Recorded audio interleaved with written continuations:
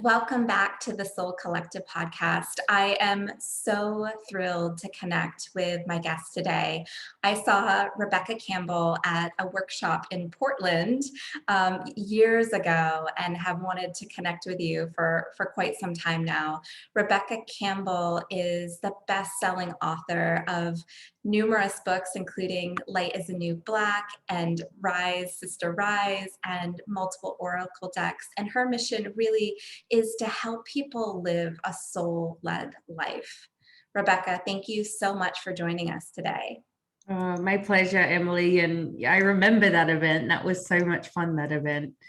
Yeah, I think I was pregnant, but no one knew. So it was like, it's such an interesting event. I was like, oh. Yeah, it was a magical experience.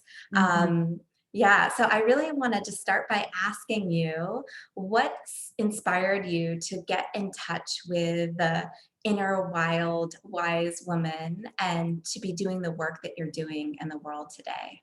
Well, I think that when I was really young, I'd always been fascinated with, I guess I'd call it the great mystery, which to me is really just the inner world of emotions and the big questions in life of like what is that part of us that is breathing us? What is that part of us that is whispering at night?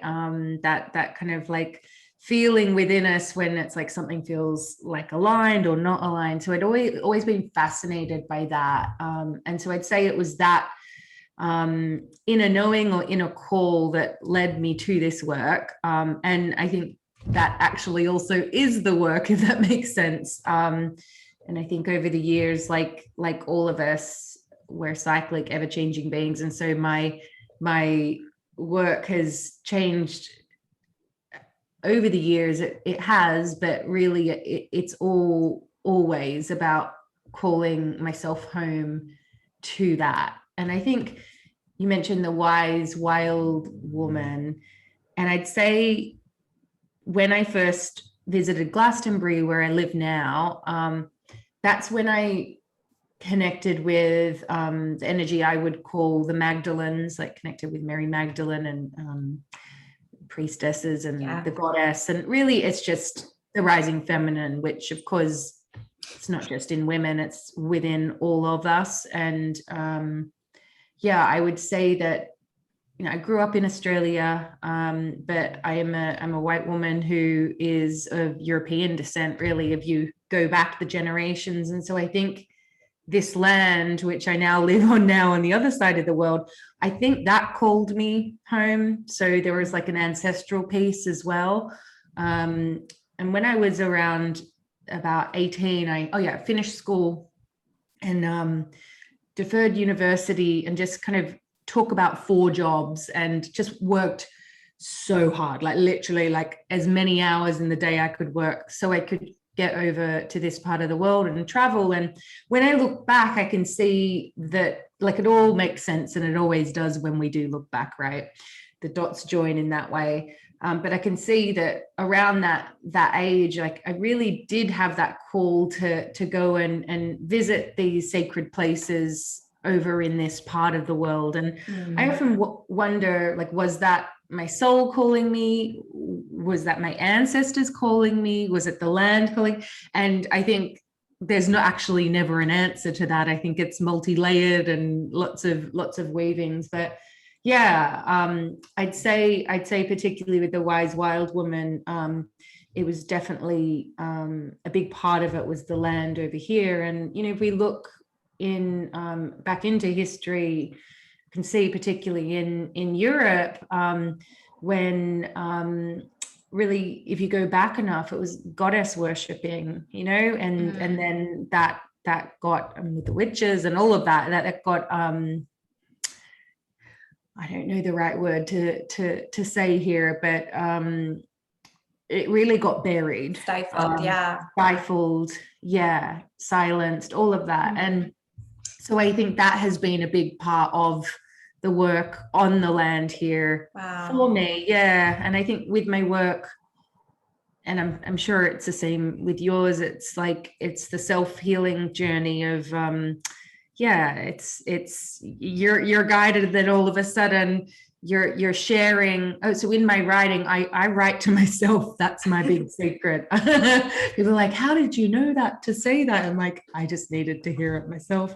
And so I think that, yeah, coming to this land here, definitely that's where I wrote Rise Sister Rise, and I now live here. I didn't expect that. That came years later, but yeah, that's been a big part of the journey.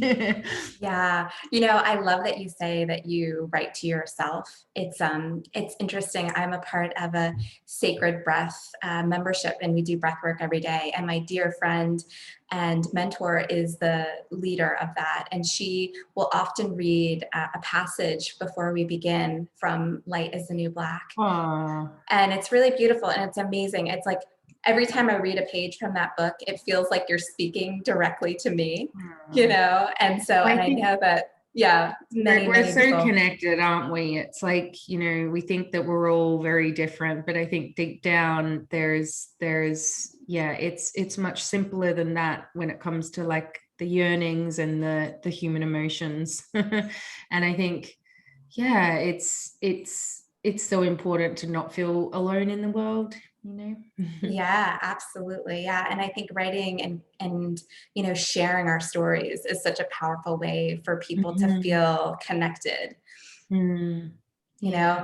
So you went through sort of like a spiritual awakening, I think, early on in your life, but maybe, didn't necessarily pursue full on, a life connected to spirituality. And I think that was always sort of a part of what you were bringing forward. But I know your journey, you went into advertising, working with big brands. So could you share a little bit of that part of the journey and what that was like for you, and what led to a point where you felt like it was no longer aligned with your soul? So I think, and I know you can relate to this because of your path too, but I think when I was younger, I did have an awakening, which was it was like the lights got turned on, I was able to see way more to life than my upbringing, I guess, kind of showed me. But to be honest, it made me feel like it was amazing and fascinating, and I couldn't get enough of it. It was my number one passion, and I was so drawn to all things mystical and intuitive. But it felt like there was this disconnection, in the sense of there was this like whole other world, it felt like. And that was the issue, is like a whole nother world that I had woken up to that didn't feel like it fit with my current one. And I was young, I was a teenager, so I was still working out who I even was, let alone, and then imagine an awakening during that. Oh God, I look back now. Obviously it helped me realize who I was on a deeper level as well, but it was a really confusing time, as well as an incredible time. And I personally believe that the awakening process never ends. I think that we can have like I'd say I've had 3 big ones, maybe 4 through my life, and they're all very different. And every single one of them, even the ones that, I could say, oh, that was spontaneous, like as in I can literally see the moment before and the moment after. Even those awakenings hurdled me into a long process of integration. And so I feel really, I can tell you understand that too. And I think it's really important to share, because while some awakenings can feel like ecstasy, like just like, wow, other awakenings can feel like a descent, and one's not better or worse than the other. And most of them have all of those involved, even the ecstatic ones. Then it's all of a sudden you're like, oh gosh, the life or the world or my life no longer fits the way it used to. And this is really, really difficult to navigate, and it's incredible as well. So it's like, I keep coming back to this, like, Marion Woodman or Jung, who was where a lot of her body of work came from, spoke about the tension of the opposites of the human experience. And I think that is so true, particularly on the awakening journey. So yeah, through my teenage years, I was lucky to come across a few older women along my journey that felt like they kind of were predestined. That's how it felt like, you know, when you meet those people, you're like, oh, there you are.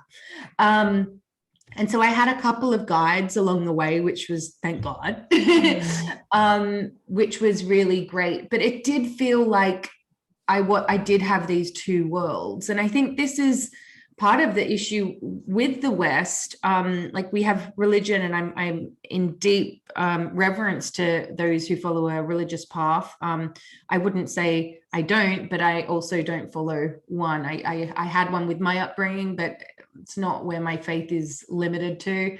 But I think that on the whole, in the West in particular, we are starved of soul. Like it's not woven into our everyday life. And that's why sometimes when it comes to us waking up, it can make us feel even more disconnected sometimes, because all of a sudden there's this whole nother world. But what about the one? And so that's when and so I think it's a difficult thing to navigate, but and I think that what many are being invited, definitely myself included, everything that's coming through with my writing right now is about like returning to the earth and weaving the sacred like right back in and somehow bringing these two worlds back together. I don't know if that makes sense to you. I love that. Yes. Mm-hmm. Yeah. So that, I mean, that's kind of like where I'm at the moment. But I think that in answer to your question, you were asking about that. So like there's the first awakening. I just didn't see the work I do now. I saw it. I remember going to a bookstore and taking a book, and with my current publisher, it was by my current publisher, and seeing that I would write books. And I had a vision, which wasn't a daily occurrence for me, particularly then. But I remember this very strong vision of like seeing the work I do now anyway, with creations and working with the soul. But I couldn't see how to get there. I always knew since I was really, really young that I wanted to put creations out into the world, and I wanted to, I knew business was part of it, as in using media or books or, you know, creating beautiful things. I knew it was something to do with that.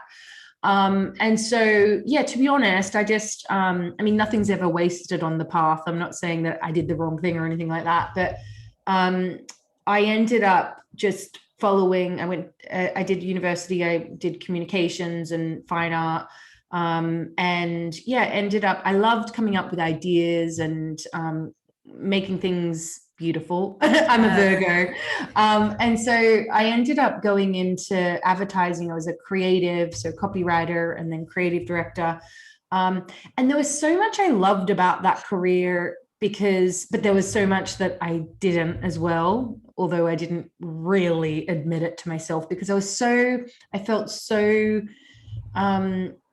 desperate to find my calling. I always knew I was searching for it, but, you know, was also following the model that we were told to follow. So, yeah. And I think looking back, I can see how I've always been such a hard worker. It's a detriment, to be honest. Like it's something I'm working on not doing so much.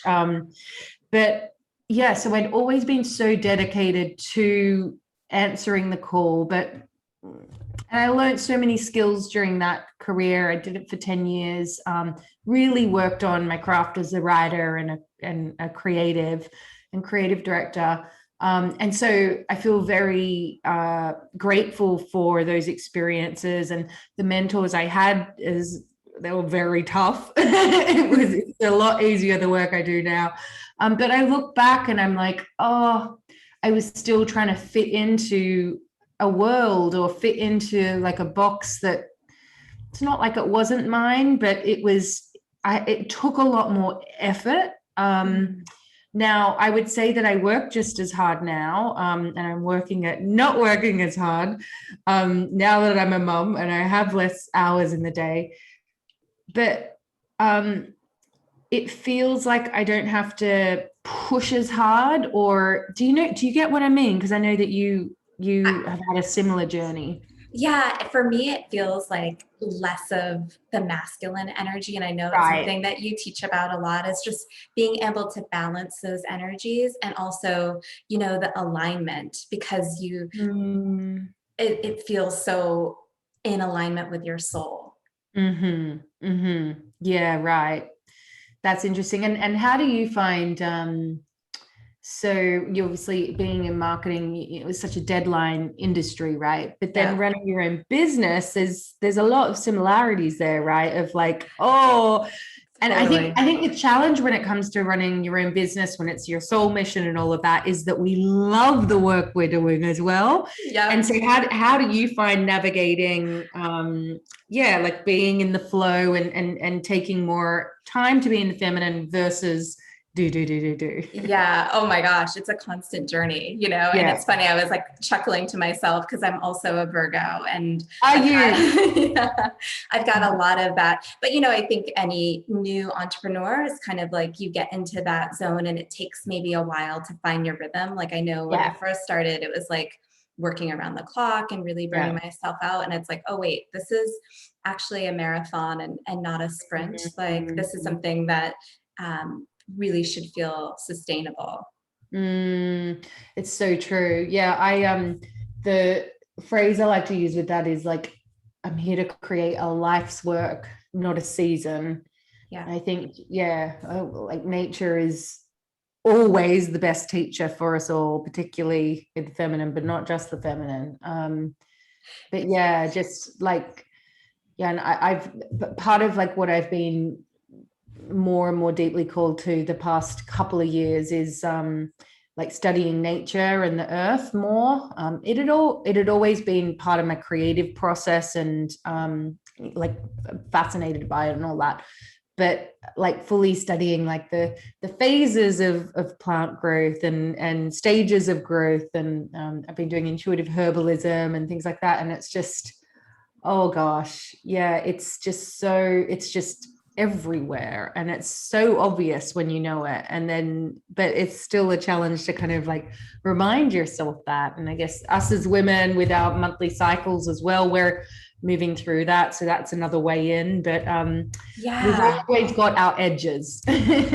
Yeah. I'm so curious to ask you about that because I just feel that you're so intuitive and that you get like just such channelings that come through. Like I just get a feeling of that, talking with you. And I'm just curious for you in your own journey, if that's something that like has cultivated stronger over time as you've gotten more in, touch with nature and your cycle.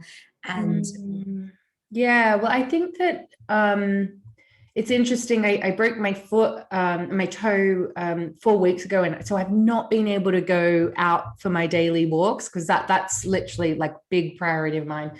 I've done it since 2010, like going out in nature and meditating. Not for ages, like meditation will be sometimes 5 to 10 minutes, but just getting out in nature.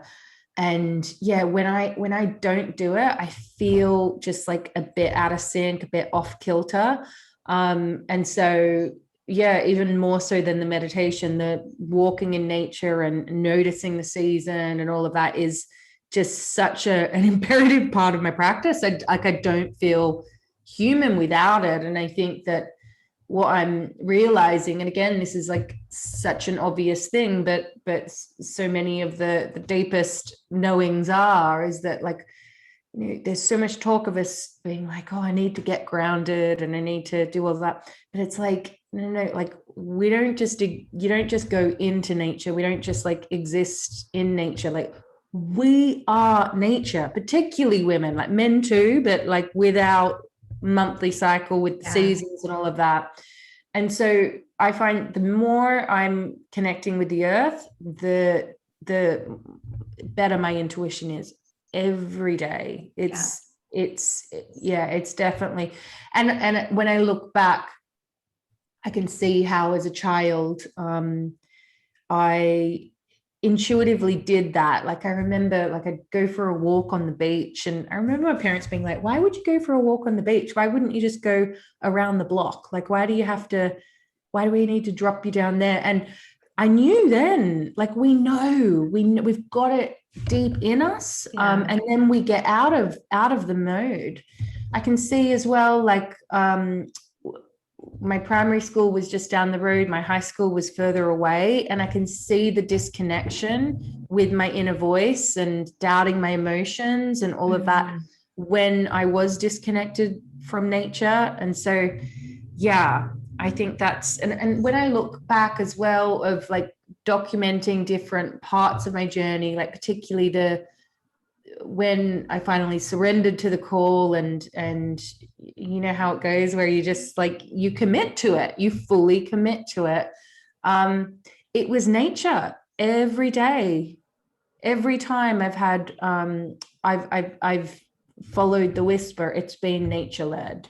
I love that. I love that. And I want to go back to something that you said, which I think is so important. You said, you know, when you were in your marketing career, that nothing was ever wasted, you know, that translated those gifts and those skills, you know, translated to what you're doing in the world today. And, you know, I've heard you talk about, you know, going to spiritual workshops and stuff like that, and having books and kind of, you know, maybe hiding them or not putting them at the forefront in the office and with coworkers. And oh my God. Yeah. Like I remember, so I was working as a creative director at this agency, like lovely people. And, but I knew, like, I was literally, it was like 2 surfboards. Like by day I was doing that, by night I was doing something else.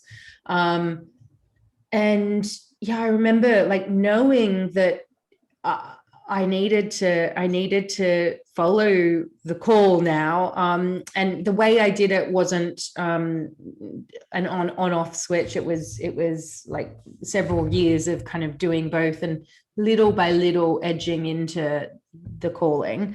So I'd be doing readings at night and on the weekend, and doing my writing on the way to work and all of that. So I was very disciplined, as in 15 minutes. If I can only have 15 minutes, I will write something today. So that really helped. But when I look back, one of the most challenging bits was actually telling my coworkers like why I wanted to work less days and why I was going to leave, because I was such a like dedicated, loyal worker. I've always had that work ethic, and probably way too much in the sense of I remember all the jobs that I've quit to go on to a next thing. I always just felt so bad about doing it. So I don't know. There's definitely a pattern there. So I felt extra responsible as well. So I remember coming up with this plan, and I called it, and I've taught so many people this as well, where it was like an elevator pitch. So because I think when you hear the call of your soul, or you're being called to follow a passion and something that's more new than where you were before, of course it's new, and of course like you're not the expert at it yet, like you're and it's like in spring, like the tender seed, you know, and the frost is still there. Like we've just had snow yesterday after having a really hot day, and so it's like those buds that are just coming up, like you don't want the frost to get them, you don't want it to open too soon. And so navigating this tender road of okay, so being true and voicing where you're going and what your path is, versus not just blurting it all out, you know. And so what I ended up doing, I knew that I was leaving my career for another one, and my business, and I knew exactly what it was, and I knew my business model, I knew all of that, but I didn't want to tell them, because I had no idea that I was into what I was into. But for me, I felt like there was such a big like stigma around spirituality, versus if one of them had said to me, because they were all, a lot of the partners at the agency were really into cycling, like full-on hardcore cyclists. And they come in all stinky with those padded bike pants and all that. And I would just like joke to them, just, you know, it was a very kind of yeah, it was what you do with your friends type thing. And I'd tease them for wearing like nappy bike pants, and they'd say something to me. But if they had said that around my spiritual passion, I would have taken it so personally. Yeah. And that's what I began to understand. So I was like, okay, cool. So you don't have to go all out in saying that you're going to do soul readings and all of this stuff. They already know that you're a writer. So just say your dream has always been to write a book, and you've got this unique opportunity now. So I'm going to take 6 months to write the book. So that was my elevator pitch. And it felt like it was easier for me to say that rather than justify this big life decision, career change, like I'm leaving this whole entire career.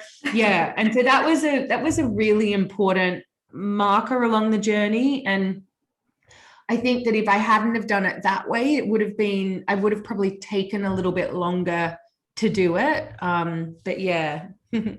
That's such good advice. I love that. So did you go straight into writing your first book?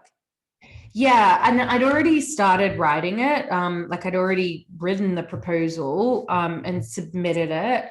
And then I ended up doing I attended the writers workshop, which is a Hay House. It's like, it was a physical event at that stage. I think it's online now. And so I knew my proposal was in with Hay House, my publisher.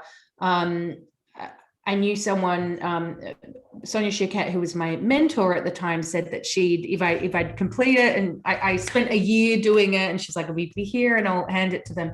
So she did. And so it got sent into Hay House. I didn't know it at the time, but it was in this big pile of manuscripts for people to read, right? But it hadn't been read. So then time had passed, and I'd actually stopped writing because I was waiting to hear, which now I do not recommend anyone does, because your book or your business or whatever it is that you're being called towards, it's calling you towards it. It's got a life of its own. It's irrelevant what other people think, because the path and the doors will open eventually. Like, yeah, so I really believe that.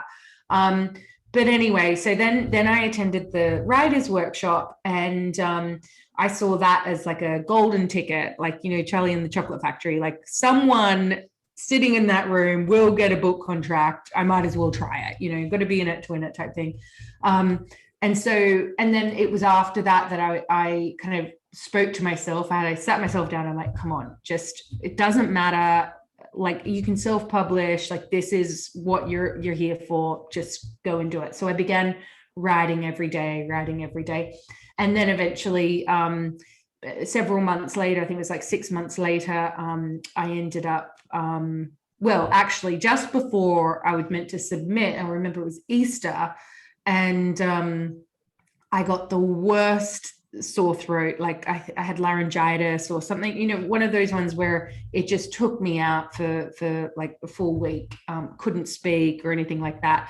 And I remember saying to my husband, yeah, I don't think I can submit. I'm too sick. And he wouldn't let me not submit. I'm like, damn. And thank God, because that's ended up being how I ended up getting my my book contract. But yeah. You know, I love that story. And I think, you know, one thing that I'm curious about asking you is that, you know, you talk about, you know, it's a constant journey of evolution, and how, you know, you've had multiple spiritual awakenings. And I think that so many people have something that they want to write and something that they want to share, but they're like, oh, I'm not through it yet. You know, yeah. So what advice would you have? Oh, that's really, really good question. Look, I think, first of all, I always recommend using writing as a personal tool while you're moving through something. So it's definitely a way to like navigate your way through, and then that writing can be used after. And often if you are being called to write, you'll definitely be tested on your message as you're writing it, for sure. What do you mean? What do you mean by that? As in, like, let's say, like I often say, oh, why didn't I just like choose a book on being happy and life is easy? Because that would be easier to be tested on, versus like overcoming the fear of sharing your voice. Right. You know, or, you know, delving into the depths of the feminine. It's like, you know, it's like a deep dive. But I think that they're saying that as well. Like, I think use writing as a tool, write your way through it.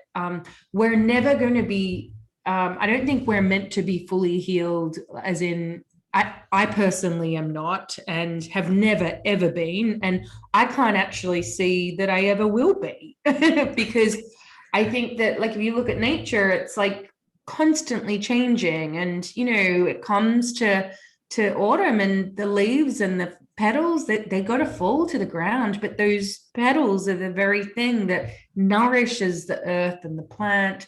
And then the fruit is able to bear, like with the rose hips, with the rose, for example. I could do nature metaphors over and over again. But I think that the other part is, I think in our like ever-present social media, always on world, there can also be this pressure to feel like we got to be sharing everything. And something I've been particularly the past year and a half, like I've been doing a lot of writing, but I haven't shared much of it at the moment. But there's been times where I have shared as I'm going through it. And so I think that it changes, and it's a very personal thing. But we should always tune into, like, why are we sharing? Is it because we think we should, or is it because we are genuinely called to? And I know that there is another layer in there where it comes to like fear of sharing the voice. So it makes it a little bit more complicated to figure out. But so, for example, at the moment for me, and this has been the case, I'd say almost for a couple of years, maybe a little bit more, I've not felt called to share as I'm going through it. I may write things to myself and then share them, but with my story, and I think when we're going through really big changes ourselves, like that seed that needs to be protected from the frost, and when we are in transformation, like we are the caterpillar in the chrysalis, and I can never say that word, chrysalis, anyway, you know what I mean? Yeah. We have no idea what we're turning into, and it's impossible to understand it. And so I think if we are going through a big personal or evolution, I think the whole world is going through this now, big change, we can use writing or use our art. And you don't have to see yourself as an artist to do this, but use it to navigate through it. But don't feel like we have to constantly be fully vulnerable to the world while we're doing that, you know.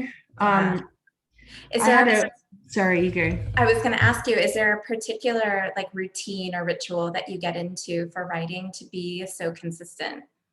The biggest one is in nature. I'll do it on my morning walk. So yeah, and sometimes if it is like the warmer weathers, I'll take my laptop on my walk with me, like in a backpack, and then capture it. When I was working a full-time job and writing, my ritual was I would walk either to the park in the morning, and I'd have an hour, or if I didn't have time for that, I'd walk to work. And on my journey to work, I'd have literally like 10 minutes to write something, and it'd just be like, what do I need to hear today? And I'd write it. Wow. If not, it'd be in a taxi or on a bus, but I'd have that discipline. Now, obviously, like my whole life is that. It definitely didn't used to be, but I have I've built my life so writing is in the center of it. And so an example is I'm working on an oracle deck at the moment called the Rose Oracle. And so I've got this literally like a schedule of how many, like what I need to get done each day. And it's like, there is a real discipline to it, as in like 500 words needs to be written today. And if it's not, then it's 1,000 tomorrow. And then if it's not, and then the thing that I find about writing in particular is that, and this is why I do so much of it in nature. The moment I'm in the flow, it comes so quick. Yeah. But sometimes it takes a lot of time to get into that flow space, you know? So if I don't give myself like both the deadline and discipline of showing up, but then also the space around that, it's harder. Like if I just sit at my desk going, you got to do it now, you got to do it now, it doesn't come in the same way. But I think also another practice that I've got is, well, there's two really. One is that I write to myself, but it's not always in current time. So it might be like, okay, so I'll do a timeline. One of the things I teach is your life is your message. So you plot out specific times in your life. Like I'm sure you could remember times where, you know, you really needed to hear from an older version of you. And so I'll if I feel stuck, I'll write to a particular age of myself, or me in a, you know, going through a breakup or something like that. I love that practice. That's so valuable. So helpful. Yeah. And then I think the other one is when I'm writing, when I've got a project, I work while I write to myself, I also connect generally. Well, every project I've worked on, like big creation, has an energy I'm writing with. So my first book was Council of Light, second, The Magdalens. My new book, Letters to a Starseed, is the ancient grandmothers of the earth, as well as there's like a cosmic mother. So it's the kind of the two together. And so I'll always surrender to that before I'm writing. So sometimes it's them speaking to me, sometimes it's me speaking to a younger version. Yeah. But yeah, there's definitely something that I do to get out of the way. So the 39-year-old woman shows up, like gets her, whether it's on my laptop or at my desk or in the park, I get myself there and then surrender to whatever is happening energetically. Yeah. So it's there are my secrets. I love all of those tips. They're so great. What about you? You know, I haven't developed such a consistent writing routine. It's something that I really want to cultivate. And I notice that it's in the morning when I feel the most connected, less distracted, you know, so I do really enjoy getting up early in the morning when it's like still dark out, and, you know, having like a little bit of meditation and just silence before I start writing. But I'm going to, you know, call in those intentions. And I love all the tips that you really shared. Well, the morning pages, as Julia Cameron suggests, have you heard of them? Yeah. They're so great. They were such a big part of I think almost like getting the evidence. Do you know what I mean? Of like, because you need the consistency to see the results and then believe them, which then encourages you to keep going. Yeah. You know, something that I'm really curious about with writing is that I think oftentimes, and I'm speaking for myself, is that you're Yeah. writing and the attempts of creating something that's meaningful or inspiring, or that, and I feel like the really great writers are writing just for themselves, or, not Mhm. looking at the end product. Do you find that to be true? Mhm. Yeah, for sure. For sure. And I think sometimes I feel like sometimes like that's definitely the case. I think that's where the best writing comes. And I think one of the struggles is as a writer or a creative, and my editor tells me this all the time, because by the time it comes to like sharing the book or the whatever with the world, you're like, oh no, I'm somewhere else now. And so it's like this kind of like, oh no, you got to go back there. And then, because I think as a writer as well, you just want to, once you've written it, you're like, oh God, I would change that and that and that and that and that, because you're a different person now. Yeah, it's such a thing. But then I think that because I'm reflecting on the book I've just written, I'd originally pitched that like 6 years ago, and it didn't happen. As in, it was spoken about, and I was like, yeah, no, not quite right. But then during lockdown, I got asked to write it, Wow. and it ended up being a completely different book to what I thought it was. But when I first pitched it, it was so guided, like, and I was confused why nothing happened to it. But now I'm relieved that, oh, sorry, you phrased it. Now I'm relieved it didn't happen. The timing was so perfect. The What about timing was, yeah.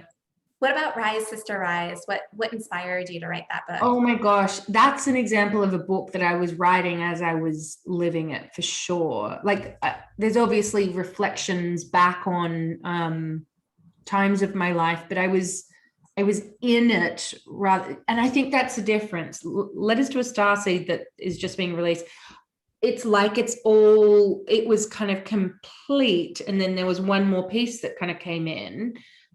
Whereas Rise, Sister Rise, I was like fully in it. And yeah, I found that experience of writing it as well. It's such a big topic, isn't it? The wise wild woman and the voice and all of that. Energetically, I was fully experiencing it at the time. Like, there's a lot on the patriarchy there. And so, like, for example, I remember my husband coming home from work or whatever, and I'd be like, I know this isn't fair, but I'm just really angry with you because you're a man right now. And I'm like, I know this is irrelevant, but this is how I feel. And he's like, good, share it.